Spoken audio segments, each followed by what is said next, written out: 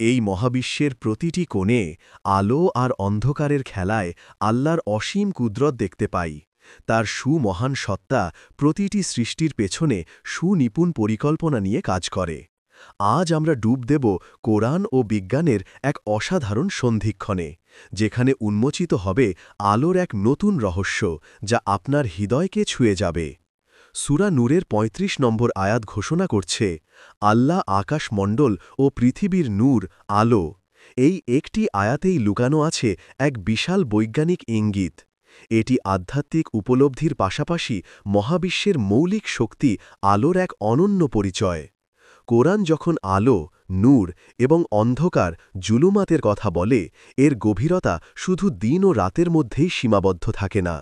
বিজ্ঞানীরা আজ আলোর তরঙ্গদৈর্ঘ্য, গতি ও ভৌত বৈশিষ্ট্য নিয়ে গবেষণা করছেন, যা কোরআনের বক্তব্যেরই আধুনিক ব্যাখ্যা। কোরআনে নূর একবচন এবং জুলুমাত বহুবচন ব্যবহার করা হয়েছে। এটি এক অসাধারণ বৈজ্ঞানিক নির্ভুলতার ইঙ্গিত দেয়। আলো মূলত একটি, কিন্তু অন্ধকার অসংখ্য প্রকারের হতে পারে। বিজ্ঞানও আজ বিভিন্ন ধরনের বিকিরণ ও তাদের অনুপস্থিতিকে অন্ধকার হিসাবে বর্ণনা করে।